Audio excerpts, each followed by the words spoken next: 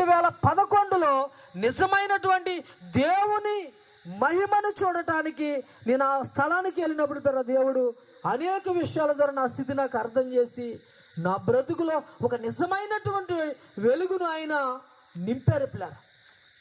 చూడండి, కాబట్టి దేవునికి సన్నిధిలో ఆయన నిర్మించినటువంటి మనుషుడు, సృజించినటువంటి మనుషుడు ప్రతి వ్యక్తిని పరిశీలన చేసి ఆయన చూడగలిగినటువంటి సమర్థుడు కనుక ఆయన పరీక్షించినప్పుడు, పరిశీలన చేసినప్పుడు ఆయనకి ఇష్టానుసారమైనటువంటి జీవితాన్ని కలిగి ఉన్నామా లేదా అనేటువంటి దాన్ని మనము చాలా జాగ్రత్తగా పరిశీలన చేసుకుంటూ ఉండాలి. ఎందుకంటే మీరు ఆయన ఈ లోకములో ప్రతి వ్యక్తిని పరిశీలన చేస్తూ ఉన్నాడు. వివేకము కలిగి దేవుని వెతుకువారు కలరేమోనని ఆయన నరులను ఆకాశం నుండి పరిశీలన చేసినప్పుడు వారందరూ ఏం చేశారంటండి, దారి తొలగి బొత్తుగా చెడిపోయారంట. ఏమండి, ధర్మశాస్త్రాన్ని దేవుడు ఇచ్చాడు ఇశ్రాయేలు ప్రజలకు, కానీ పిల్లరా ధర్మశాస్త్రాన్ని అనుసరించి నడుచుకునేవారుగా లేరు. మరి మోషేను దుఃఖపెట్టారు, దేవుని దుఃఖపెట్టారు. ధర్మశాస్త్రాన్ని మీరి బ్రతికి రహస్యముగా జీవించినటువంటి ఆ జీవితాన్ని బట్టి వారికి ఎన్నో శ్రమలు, శోధనలు, ఇరుకులు, ఇబ్బందులు, అయోమయమైనటువంటి పరిస్థితుల్లోనికి వెళ్ళిపోవడాన్ని బట్టి పిల్లరా మరలా ప్రభైనటువంటి దేవుని యొక్క ప్రేమ ప్రవక్తల ద్వారా ఎన్నో విషయాలు మరి ప్రవచించి ఆయన మరలా ఈ భూమి మీదకి రాబోతున్నాడని చెప్పి ఇర్మియా గ్రంథము 23వ అధ్యాయము 5వ వచనంలో చూస్తే ప్రవక్త ద్వారా, ఇర్మియా ప్రవక్త ద్వారా ప్రభువైనటువంటి దేవుని యొక్క మాటను మనం చూసుకుందాం. చూడండి పేరా 23వ అధ్యాయం ఇర్మియా గ్రంథము 5వ వచనంలో మనం చూస్తే యెహోవా ఇలాగూ ఆజ్ఞయించుచున్నాడు, రాబోవు దినములలో నేను దావీదునకు నీతి చిగురును పుట్టించదును, అతడు రాజ్య పరిపాలన చేయును, అతడు వివేకముగా నడుచుకొనుచు ఈ కార్యమును జరిగించును అని చెప్పాడండి. ఏమండి, ఇర్మియా ప్రవక్త అంటే ఇంచుమించుగా 700 సంవత్సరాలు యేసు ప్రభువు భూమి మీదకి రాక మునుపు 700 సంవత్సరాలకి పూర్వమే ఈ ప్రవచనం అనేటువంటిది చెప్పడం అనేటువంటిది జరిగిందనమాట. ఎందుకంటే అప్పటికే ఇశ్రాయేలు ప్రజలు ఏమైపోయారండి, త్రోవ తప్పిపోయారు, మార్గమును మళ్ళీపోయారు. అనేక రీతులుగా వారిని చక్కపరచడానికి, వారిని నెమ్మది కలిగి ఉండేటువంటి మనుషులుగా సిద్ధపరచడానికి ప్రభు ఎంతో ప్రయత్నించాడు. కానీ ఎన్నో రకాలైనటువంటి శ్రమలకు, శోధనలకు గురైపోయారు. వారు గ్రహించలేనప్పటికీ కూడా దేవుడు వారికి గ్రహింపిస్తున్నాడు, తెలియపరుస్తుంది. ఎందుకు ఈ పరిస్థితి మీకు వచ్చిందో దాన్ని అదేంటో ఆయన చెప్తున్నాడు. 2వ అధ్యాయంలో 17వ వచనంలో చూస్తే ఏమని రాయబడుతుంది, ఇర్మియా గ్రంథంలో 2వ అధ్యాయం 17వ వచనంలో చూస్తే ఏమంటున్నాడు ఆయన, చూడండి త్వరగా. నీ దేవుడైన యెహోవా తన మార్గములో నడిపించుచుండగా నీవు ఆయన విసర్జించుట వలన నీకు నీవే ఈ బాధను కలగజేసుకుంటివి. చూసారా, నీ దేవుడైన యెహోవా నిన్ను మార్గములో నడిపించుచుండగా ఆయనని విసర్జించుట వలన నీకు నీవే ఈ బాధను కలగజేసుకుంటివి. ఈనాడు ప్రతి ఒక్కరు కుటుంబంలో ఎన్నో సమస్యలు, ఎన్నో ఇరుకులు, ఎన్నో ఇబ్బందులు, చెప్పజాలనటువంటి సమస్యలు, వ్యాధులు. చూపురా, ఎందుకు ఇదంతా? మరి యేసుక్రీస్తు ప్రభువారు రక్షకుడు కదా, ఆయన విడిపిస్తాడు కదా, ఆయన స్వస్థపరుస్తాడు కదా, ఆయన ప్రతి సమస్యను విడుదల కలిగించే దేవుడు కదా. అందుకే కదా నమ్మి విశ్వసించి ప్రభుని యేసుక్రీస్తు నిజ రక్షకుడు అని ఆయన ఎందుకు వచ్చావు? మరలా ఈ శ్రమలేంటి, ఈ శోధనలేంటి, ఈ కష్టమేంటి, ఈ వ్యాధులేంటి, ఈ బాధలేంటి? ఏమండి, చూడు, ఎవరైనా ప్రశ్నిస్తే ఏం చెప్పగలవు? నీవు ఏం చెప్తావు? ఆలోచన చేసుకుంటూ ఉండాలి. ఏమంటున్నాడు, నీ దేవుడైన యెహోవా నిన్ను మార్గములో నడిపించుచుండగా నీవు ఆయన విసర్జించుట వలన నీకు నీవే ఈ బాధను కలగజేసుకున్నావు. ఎవరు పెట్టారు బాధ? ఏమండి, ఎవరు పెట్టారు? ఎందుకు వచ్చింది బాధ? యేసుక్రీస్తు ప్రభువారు నిన్ను మార్గములో నడిపించడానికి, నీవు పాపములోను అపరాధములోను చచ్చిన స్థితిలో ఉండగా తన శిలువ రక్తము చేత నిన్ను కడిగి పరిశుద్ధపరిచి నీలో ఉన్నటువంటి అభ్యంతరాన్నంతా తొలగించి నీతియుక్తమైనటువంటి జీవితాన్ని జీవించడానికి ఆయన ఒక పునాది నీకు వేస్తే నీ సంతోషములో నీ జీవితంలో ఎన్నడూ చూడలేనటువంటి సంతోషాన్ని ప్రభు కలిగిస్తే, స్వచిత్తాన్ని సుబుద్ధిని ఆధారం చేసుకుని, మనుషులను ఆధారం చేసుకుని, శరీరంలో తనకు ఆధారం చేసుకుని ప్రభువైనటువంటి దేవుణ్ణి ప్రక్కన పెట్టి హృదయంలో ఆయన మాటలను తొలగించుకుని ఏం చేసి ఇప్పుడు నీ ఆలోచనను బట్టి నడుచుకోవటానికి ప్రయత్నించినప్పుడు ఏమైంది? ఇప్పుడు దేవుడు మరి అక్కడ లేడు, దేవుడు నీకు తోడుగా లేడు. చూడరా, ఆయన ఉంటే ఎలా ఉంటుంది?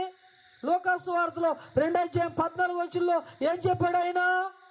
సర్వోన్నతమైన స్థలములలో దేవునికి మహిమయు ఆయనకి ఇష్టలైన మనుషులకు భూమి మీద సమాధానము కలుగునని చెప్పాడు. ఏమండి, సమాధానం ఎవరికి? ఎవరైతే దేవుణ్ణి ఎరిగి ఆయన్ను వెంబడించి ఆయన ఇష్టానుసారముగా నడుచుకుంటూ ఉంటారో వారికి సమాధానం. చుమ్మ నీ ఇష్టానుసారంగా నువ్వు వెళ్ళి దేవుడు నాకు ఏం చేశాడంటే ఏం చెప్తాడు? ఇప్పుడు ఏమండి, నువ్వు ఆలోచన చేసుకుంటూ నీకు వచ్చింది నీతి నిమిత్తమైనటువంటి శ్రమ శోధన కాదు, నీకు వచ్చింది ప్రభు నిమిత్తమైనటువంటి శోధన కాదు, నీ స్వచిత్తాన్ని సుబుద్ధిని ఆధారం చేసుకోవటం వలన వచ్చినటువంటి బాధలే.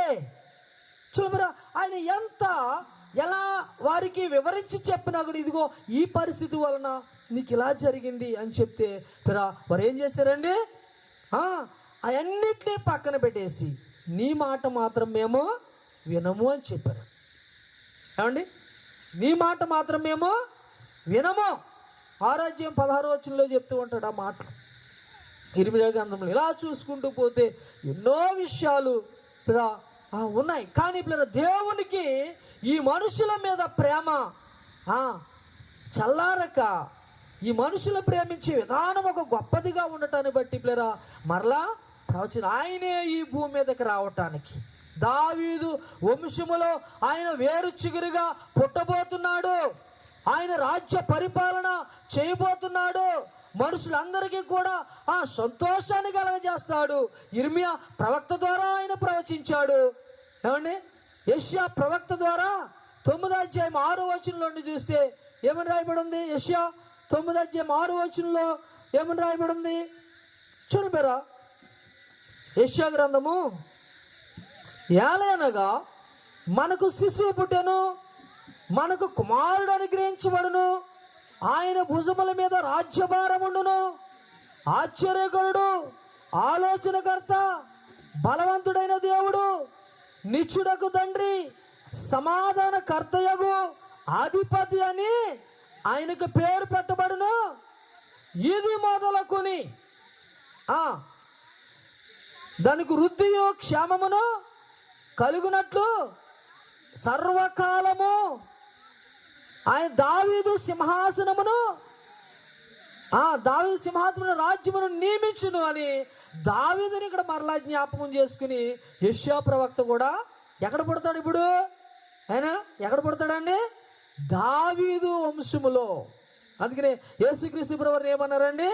దావీదు కుమారుడు అయిన యేసు అని పిలిచారనమాట. ఏమండి, దావీదు కుమారుడైన యేసు దావీదు సంతానంలో పుట్టాడు. దావీదు పుట్టినటువంటి యోధా బెత్లెహేములో ఆయన పుట్టాడు. ఏమండి, దావీదు నివాసము చేసినటువంటి ఇంటిలో ఆయన జన్మించాడు. ఏమండి, మన పశువుల తొట్టులో పరుండబెట్టాడు, అక్కడ సత్రములో స్థలము లేక అని చెప్పిందా. ఆ సత్రము ఒక దినాన దావీదు తండ్రి అయినటువంటి యెషయాకు తండ్రి అయినటువంటి బోయాజు కుమారుడు ఓబేదు కుమారుడైనటువంటి యెషీ, చూడరా, వారందరూ నివాసం చేసినటువంటి నివాస స్థలం అన్నమాట సత్రం. అయితే అక్కడ సత్రములో వారికి స్థలము లేకపోయిందంట. అందుకని వారు ఏం చేశారంట? ఆ పశువుల తోటలో పరుండబెట్టారంట ఆ శిశువుని. ఏమంటే స్థలం లేనందున ఆ కుమారుని కానీ పశువుల తొట్టులో పరుండ పెట్టారంట. ఆ సత్రంలో కూడా వారికి స్థలం లేకపోయిందనమాట. చూడరా, ఎన్ని ప్రవచనాలు నెరవేరినట్లు యేసుక్రీస్తు ప్రభువారిని దేవుడు మనకి అనుగ్రహించాడంటే చెప్పడానికి ఇది ఎందుకనంటే పిల్లరా, ప్రతి మనిషిలో ఉన్నటువంటి అపవిత్రతను తొలగించడానికే, ప్రతి మనిషిలో ఉన్నటువంటి పరిస్థితిని విడిపించడానికే. కానీ పిల్లరా, మనుషులు ఏమనుకుంటారు, నాలో ఏముంది, ఏమండి నాలో ఏముంది, ఏమంటున్నాడండి ఆయన? చూడరా, ఏమంటున్నాడు యోహాను సువార్తలో మూడో వచనంలో ఏమంటాడు? మొదటి అధ్యాయం 3వ వచనంలో 4వ వచనంలో, ఆయనలో జీవముండెను, ఆ జీవం మనుషులకు వెలుగై ఉండెను, ఆ వెలుగు చీకటిలో ప్రకాశించుచున్నది కానీ చీకటి దానిని గ్రహింపకుండెను. చీకటి దాన్ని గ్రహించట్లేదంట. చీకటి అంటే ఏంటి? చీకటి అంటే మనుషుల యొక్క హృదయాలే. చీకటి అంటే మనుషుల యొక్క హృదయాలే. అందుకని యేసు ప్రభువారు ఏమంటారండి, ఇదే యోహాను సువార్త 8వ అధ్యాయము 31వ వచనంలో చూస్తే ఒక మాట చెప్తూ ఉంటారు. తనను వెంబడించేటువంటి ఆ యూదులతో ఒక మాట చెప్తూ ఉంటారు. చూడండిరా,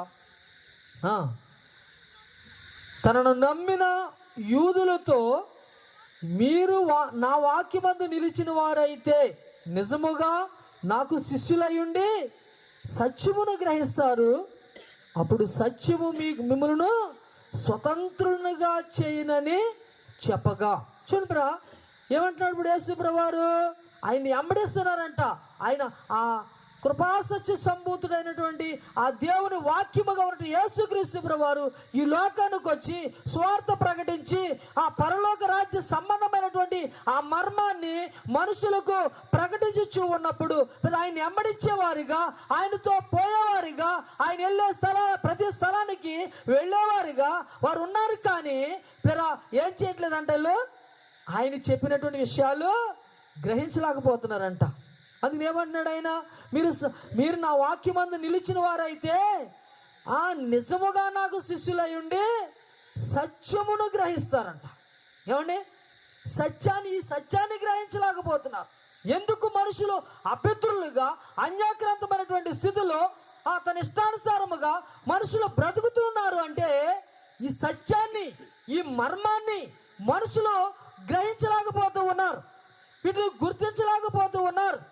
చూడరా, ఆయనే వెంబడిస్తున్నారంట, ఆయనతోనే ఉన్నారంట, ఆయన మాటలు విరిచి ఉన్నారంట. కానీ ఆయన చెప్పే విషయంలో ఉన్నటువంటి ఆ సత్యాన్ని గ్రహించలేకపోతున్నారంట.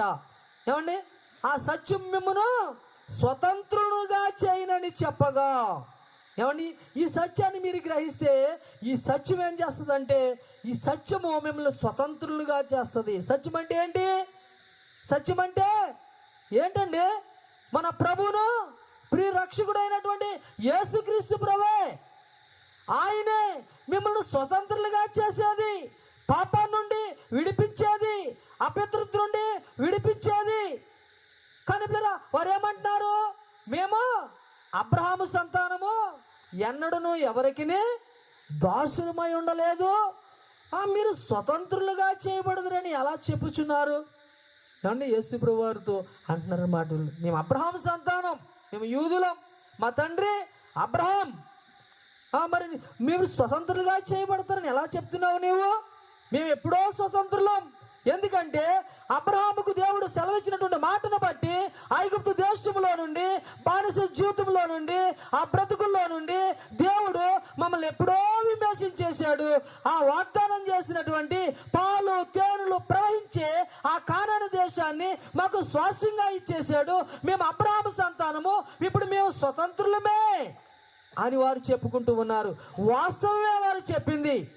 కానీ ప్రభు చెప్పే విషయం ఏంటి? ఏమండి, దేనికి వారు బానిసలుగా ఉండిపోయారు? ఎందు నిమిత్తము స్వతంత్రులుగా మార్చబడలేకపోయారు? యేసు ప్రభువారు చెప్తూ ఉన్నారు. ఏంటంటది? అందుకు యేసు పాపము చేయు ప్రతివాడును పాపమునకు దాసుడు అని చెప్పారు అన్నమాట. ఏమండి, దేనికి దాసులు అయిపోయాడు మనుషులు? ఒకడు నిన్ను పరిపాలించేవాడు లేడు, నిన్ను ఎట్టి చాకరీలు చేయించేవాడు లేడు, నీ మీద అధికారం లేడు, నువ్వు స్వతంత్రుడివే. కానీ నీ అంతరంగములో ఉన్నటువంటి పాపము నీ మీద అధికారం చెలాయిస్తుంది. ఆ పాపాన్ని బట్టి దేవుని మాటను ప్రక్కన పెడుతున్నావు. ఎక్కడికి వెళ్ళమంటే అక్కడికి వెళ్తున్నావు, ఏం చేయమంటే చేస్తున్నావు, ఎలా నడుచుకోమంటే అలా నడుచుకుంటున్నావు, ఏది సమకూర్చుకోమంటే దాన్నే సమకూర్చుకుంటున్నావు. దేవుని వాక్యముతో నీకు పని లేదు. ఏమండి చూడరా, మరి దేవుని ఆజ్ఞ అతిక్రమిస్తే అది పాపము కాదా? దేవుడు నీకు ఆజ్ఞాపించినట్లు నడుచుకోవటం అతిక్రమం కాదా? ఆజ్ఞ అతిక్రమమే పాపం. పాపానికి వచ్చే జీతము మరణం. చూడ, ఆ మరణము నుండి విడిపించటానికి, ఆ మరణము నుండి ప్రభు రక్షించడానికి ఆయన శతవిధాలా ప్రయత్నించే సర్వదేహాన్ని మన నిమిత్తము అప్పగించడానికి, అర్పించుకోవటానికి, త్యాగం చేయడానికి ఆయన సేపులరా. ఈ విషయాన్ని, సత్యాన్ని గ్రహించక ఆయన ఎంబడించుచు గ్రహించక ఎందరో గుడ్డివారిగా ఆ దినాల్లో ఉన్నారు. ఈ దినాల్లో కూడా అలాంటి వారు కనబడుతూ ఉన్నారు. ఏమండి చూడండి, దేవుని యొక్క సన్నిధిలో ఉన్నవారు మరి ఆయన మాట చెప్పిన నేను నడుచుకుంటానని ఎందరూ చెప్పగలరు? ఏమండి మరి దేవుని ఎరిగిన వారు కాదా? దేవుని ప్రేమ తెలియదా? దేవుని గురించి చెప్పమంటే పేజీలుగా చెప్పగలుగుతూ ఉంటాం. కానీ గ్రహించు ఆయన మర్మాన్ని, ఆ సత్యాన్ని గుర్తించావా? పౌలు అంటాడు కొరింథీయులకు రాసిన పత్రికలో 2వ అధ్యాయం, మొదట కొరింథీయులకు రాసిన 2వ అధ్యాయంలో 2వ అధ్యాయం 6వ వచనంలో చూసి మనం ముగించేసుకుందాం. పరిపూర్ణులైన వారి మధ్య జ్ఞానమును బోధించుచున్నాము, అది ఈ లోక జ్ఞానము కాదు, నిరర్ధకులైపోవచ్చును ఈ లోకాధికారుల జ్ఞానము కాదు, కానీ దేవుని జ్ఞానము మర్మమైనట్టుగా బోధించుచున్నాము. ఈ జ్ఞానము మరుగై ఉండెను. జగతుత్పత్తికి ముందుగానే దేవుడు దీనిని మన నిమిత్తము నియమించెను. ఇది లోకాధికారులో ఎవనికి తెలియదు, అది వారికి తెలిసి ఉన్న ఎడల మహిమా స్వరూపియగు ప్రభువును వారు సిలువ వేయకపోయిందురు అని చెప్పాడు. ఏమండి పరిపూర్ణులైన వారి మధ్య నేను జ్ఞానమును బోధించుచున్నాము, అది ఈ లోక జ్ఞానము కాదు, దేవుని జ్ఞానము మర్మమైనట్టుగా బోధించుచున్నాము. ఈ జ్ఞానము మరుగై ఉన్నదంట. ఏమండి ఈ విషయాలన్నీ ఏంటంటే మరుగుపడినటువంటి మర్మాలు.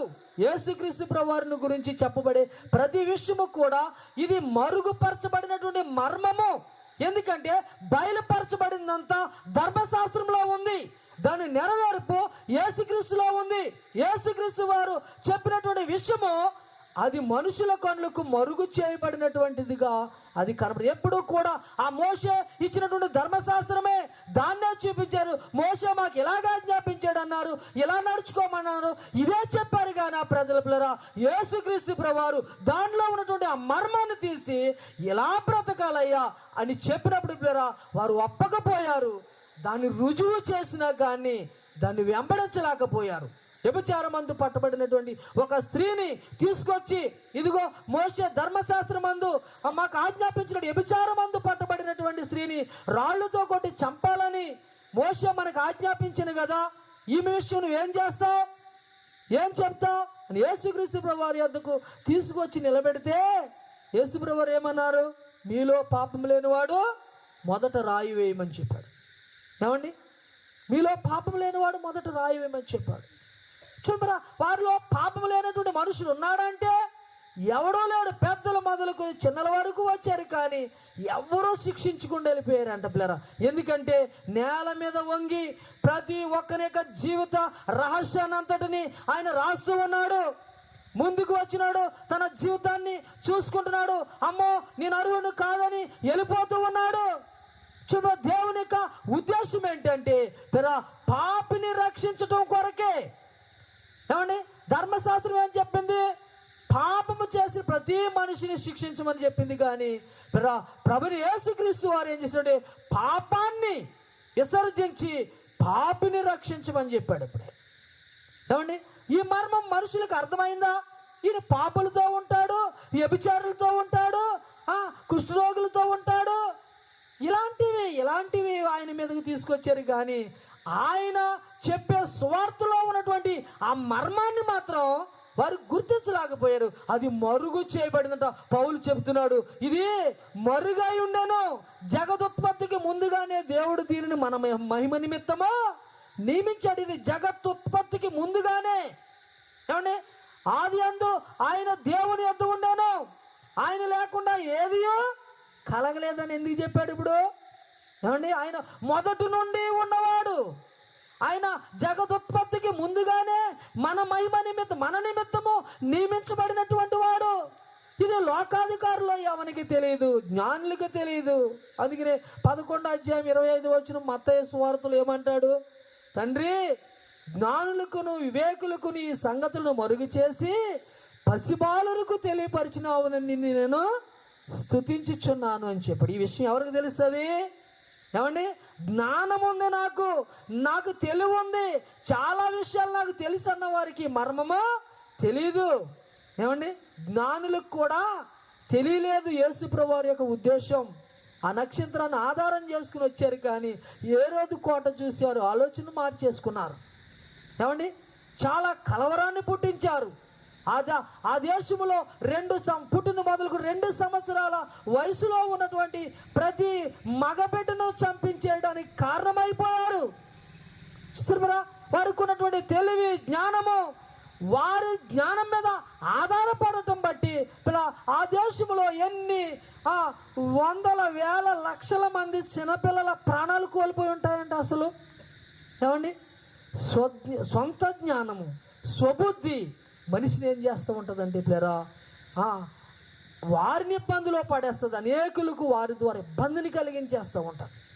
ఏమండి, మరలా విడిచినటువంటి ఆ నక్షత్రాన్ని ఆధారం చేసుకుంటే కానీ ప్రభువైన యేసుక్రీస్తు వారి యొద్దకు వారు చేరలేకపోయారు. కాబట్టి పిల్లరా, దేవుని సన్నిధికి వచ్చినంత మాత్రం దేవుని యొక్క ఉద్దేశమును నేను తెలుసుకోగలిగానని చెప్పగలిగే మరి అనుభవం ఎంతమందికి ఉంది? వస్తాము కానీ అనేక విషయాలు వింటాం, కానీ ఆయన ఉద్దేశాన్ని మాత్రం గుర్తించలేం.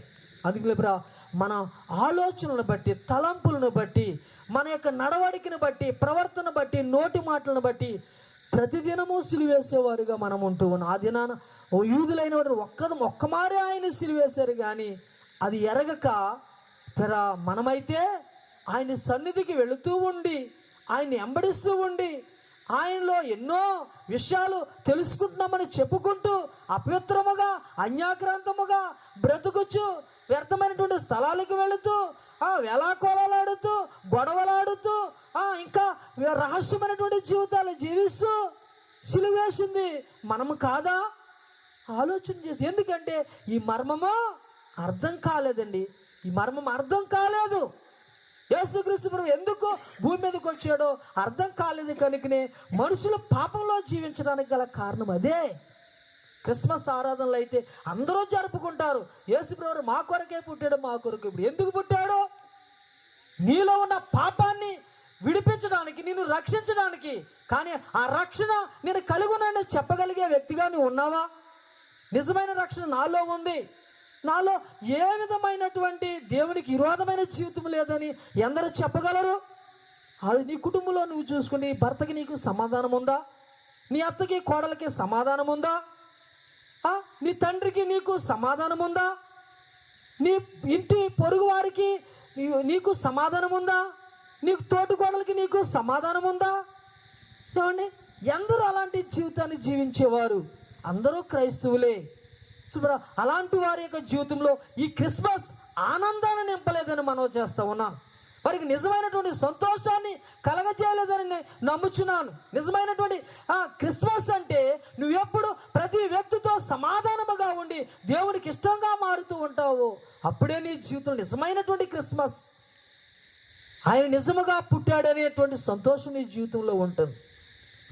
ఏదో చెప్పుకోవటం, ఇలాంటి వేడుకలు చేసుకోవడానికే తప్ప కానీ క్రిస్మస్ మరి ఎందుకు మన ఆత్మీయ జీవితంలో ఇంకా పనికి రాదని చెప్పి మనం చేస్తూ ఉన్నాం. కాబట్టి భక్తి చేసిన మన యొక్క జీవితంలో ప్రభువైనటువంటి యేసుక్రీస్తు ఆయన ఎందుకు ఈ లోకంలో జన్మించవలసి వచ్చింది? పాపులైనటువంటి మనుషుల మీద మన యొద్దకు ఎందుకు ఆయన పంపించబడవలసి వచ్చింది? యాక్చువల్గా చెప్పాలంటే ఇది మన యొద్దకు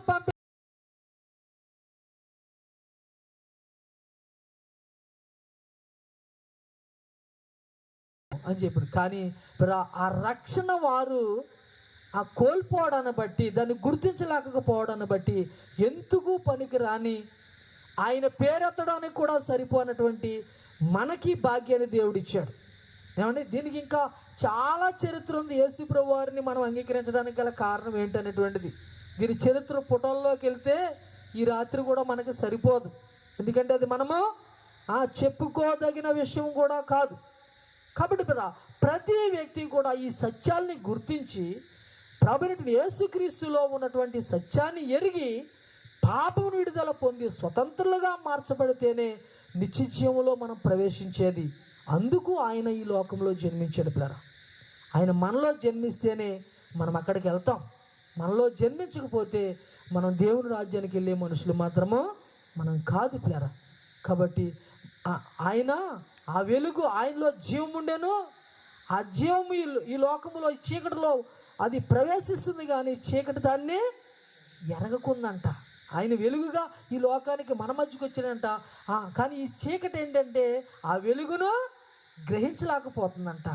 నన్ను వెలిగించడానికే, ఈ చీకటి ఛాయలను తొలగించడానికే నా కొరకే వచ్చింది ఈ వెలుగని గుర్తించకపోవడాన్ని బట్టి ఇంకా పిల్లలు ఈ లోకంలో సంతోషాలు సుఖాలు అనుభవించే మనుషులుగా మరి కనబడుతూ ఉన్నాం. కాబట్టి పిల్లలు మన ఆత్మీయ జీవితాన్ని మనం పరిశీలన చేసుకుంటే ఆ వెలుగు మనలోనికి ప్రవేశించేటట్లుగా మనం బ్రతకగలుగుతున్నామా? ఎలాగుంది మన ఆత్మీయ జీవితం అండి? పరిశీలన చేసుకుంటూ ప్రార్థన చేసుకుందాం.